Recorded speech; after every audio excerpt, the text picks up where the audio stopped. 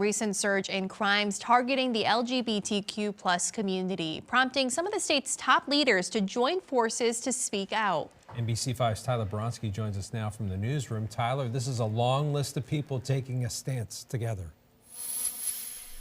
Yeah, Brian Oswald, from state legislators to Vermont's congressional delegation and Governor Phil Scott, 117 elected leaders signed off on a statement condemning LGBTQ plus hate in the Green Mountain State.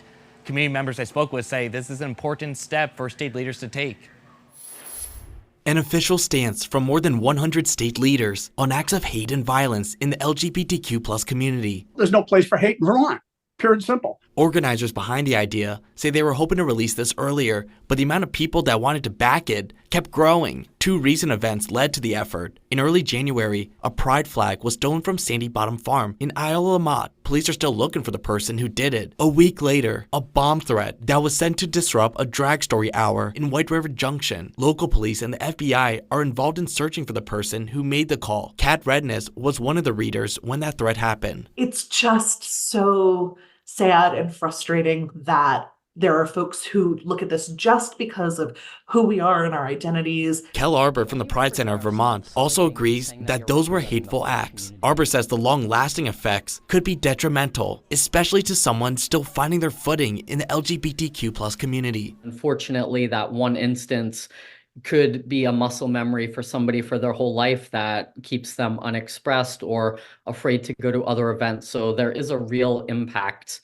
when these things happen. Governor Phil Scott signed the statement, sharing his thoughts to NBC5, saying it's important to step up for Vermont communities to ensure our state is welcoming and accepting of all. Standing united against hateful acts and rhetoric is critical as we sadly see it on the rise across the country. Vermont's first openly gay state treasurer, Mike Pieciak, crafted the statement and went on to collect most of the signatures. Pieciak says these public stances by state leaders truly do have a strong impact on how Vermont is viewed. I've met a lot of families that have moved here because of Vermont's policies relative to transgender youth, LGBTQ plus community more broadly. I think it just was really important that we tried to get as broad base of support as we could for this statement. Redness, who is still feeling the effects of the bomb threat last month, appreciates the elected leaders that are being outspoken. Such a small state, that visibility on behalf of our representatives is so huge. For them to show up, to speak out, to be present makes such a huge difference.